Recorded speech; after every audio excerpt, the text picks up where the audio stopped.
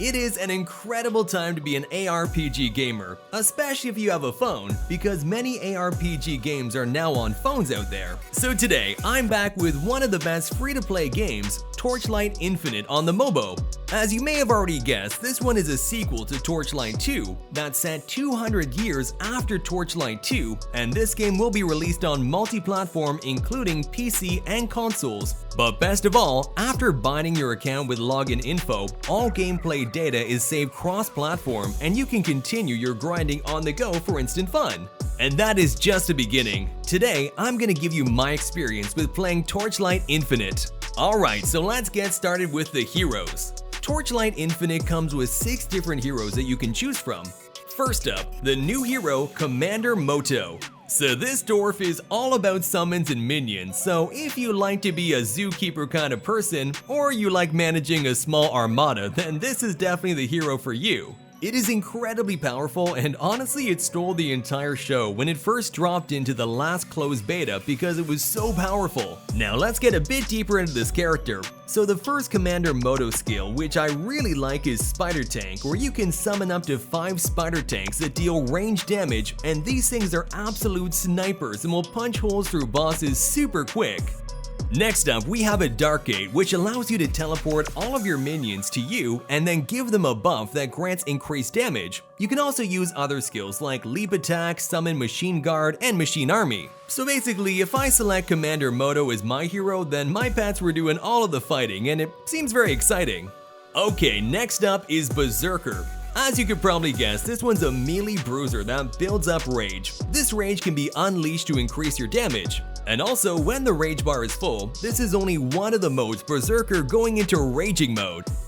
Okay, next up is the Divine Shot, which feels kinda like a gunner slash archer hero. Okay, so the hero trait here revolves around ammo specialization, which works as buffs. So as you use your projectile skills, you're gonna consume ammo, which then enhances your skills. Now altogether, I'm gonna admit that this hero didn't interest me quite as much as the other ones, so I just spent a little bit of time on this one. But for those of you who really like gunners, the Divine Shot seems to be the one that you'd want to go with. So next up, we have the Frostfire. Now this one is our mage caster of the group. Now her hero trait is the pendulum system that kinda operates between fire and cold damage, so you can use cold or fire skills. When playing this character, you're gonna fill up a meter now, and once that meter is full, you're gonna unleash a cold or fire AoE pulse, which is gonna deal damage all around you. Now last but not least is the Space-Time Witness, which is another caster, but while the Frostfire mostly uses fire and cold, the Witness specializes in erosion damage, which afflicts enemies with a damage over time debuff called Wilt. I gotta say, this one's my favorite hero that I've tried so far. I really enjoy one of the hero traits that comes with the Witness, which is a clone of yourself called a Space-Time Illusion. So each hero is great in their own way, it really depends on your playstyle. Free to play or pay to win? Torchlight Infinite is absolutely free to play, and all the storylines and endgame progression are unlockable to all players at the same rate. In other words, there is no progression wall or paywall. In addition, there are no daily timed online events, so players can just pick up the game whenever they want and put it back down whenever they can. Now I love this about this game because it isn't actually a pay-to-win game, but it is a really good ARPG. Now we're not talking about Diablo Immortal, basically everything that Diablo Immortal wanted to be but actually done right, and that is Torchlight Infinite. But just in case, if we compare Torchlight to Diablo Immortal, then Diablo Immortal is pay to win. Well, I'm not saying that exactly, but that's what the players are saying. As the player said who played Diablo Immortal, the beginning of the game was good. After you hit the endgame content, it can get boring and a waste of time due to the hidden caps in the game. The hidden caps include how many legendary items you can get per day, gems, and loot itself. The repetitive bounties and forced parties for dungeons. Whereas Torchlight Infinite is actually just a really fun game, and they did an excellent job. It feels really refreshing to play a game where it's not focused on getting you to spend as much money as possible. Plus, the dev team of Torchlight Infinite is highly responsive and open-minded, and they actually listen to player feedback and suggestions. Gameplay. So earlier in the breakdown, we talked about the new hero, but that's not the only thing that was added to the game. We also have some new content to play through and new things to experience. We have the Dark Surge Invasions, which are a seasonal challenge that takes place in main quests, and you're gonna face off against monsters for extra rewards. Now these are really cool, and you can start experiencing them almost immediately. So as you're playing through the campaign or you're getting through the end game, you have this purple button at the bottom of your screen. Now once this fills up, you can tap on it to instantly summon a group of enemies to fight, and as you do this more and more, you're gonna get better and better rewards. It really is a very cool feature that they added into the endgame, also challenging players to see their max capacity for dealing with multiple waves at the same time. Path of the Brave. Now this is a tower mode that has you kind of clear floors or maps to unlock new rewards depending on how high up you can get. The Path of the Brave unlocks once the player completes Time Mark 5 in Netherrealm Endgame. Also, there is a stage challenge for players to test their strongest builds, with each next level filled with stronger enemies. They also added a new function called Hero Ranking, where you can see a reference platform to study and compete with top builds. Story. So as we mentioned earlier, Torchlight Infinite takes place in the era of Ember Tech, 200 years after the events of Torchlight 2. Since then, humans have embraced Ember as their main source of power for machines and magic.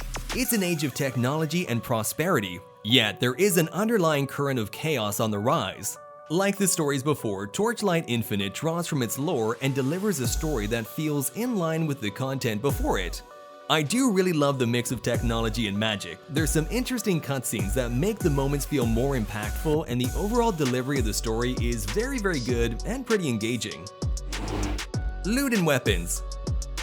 Basically, Torchlight Infinite is full of loot. As you take down your enemies, you get tons of loot items like random weapons, armor, and gear that you can then use to build up your hero in tons of ways. One of the ways you can use these items is to upgrade your hero or use the necessary items for trade purposes, which you can then use to buy higher levels of gear and weapons. Also, each weapon has its own levels for damage and survival ability, so it's obvious if you're equipping the best and the rarest set of gear and weapons, then it's definitely going to increase the overall strength of your hero, which helps you destroy more enemies with less effort. Graphics, sound, and control. Come on, we couldn't leave this part out. Graphics are extremely important for any game. As we all know, graphics is what makes the gameplay amazing, and good graphics will always help the immersion effect in games. So let's put it simply, does Torchlight Infinite stand on the graphic standard? As we walk around, you'll notice the scenery, and the art style is unique and visually pleasing, with characters taking on a steampunky appearance while the world around you still has that gorgeous grunginess full of carefully crafted details and steampunk elements that made the game appeal to me in the first place. Personally, I really think it's on point. It's not too dark, with even the darkest dungeons being as clear as any fantastical scene. Although it is, your typical action RPG styling, it's kind of colorful, and all the different stages offer different color elements. And take it from me who has played the game thoroughly, the gameplay does actually look like this footage. In addition, the game is fully supported by an immersive sound system. The overall sound creates an overwhelming scene for the player's every move, and each skill has its own light speed and sound effects. Now, talking about the controls of Torchlight Infinite, they're pretty solid and easy to pick up with a standard joystick at the bottom, left of the screen, and your abilities on the right. Conclusion. I'm just gonna say it, Torchlight Infinite is hands down one of the best ARPGs soon to be available, and with the OBT coming up in October, remember to pre-register via TapTap, the App Store, or Google Play. All the links are down in the description. The game is fiercely addictive, even if you aren't necessarily a fan of dungeon crawlers in general. Equipped with an open-ended progression system allowing you to build your characters your way, an almost troubling amount of loot, a relentlessly powerful skill system, and frankly a feeling of immense power delicately mixed in with unpredictable challenges. Plus, the gameplay and story are just really good. The character building and customization have very good depth, and I love it. So what are you waiting for? Go ahead and pre-register for Torchlight Infinite now. Links in the description box, and I will meet you guys in the next video.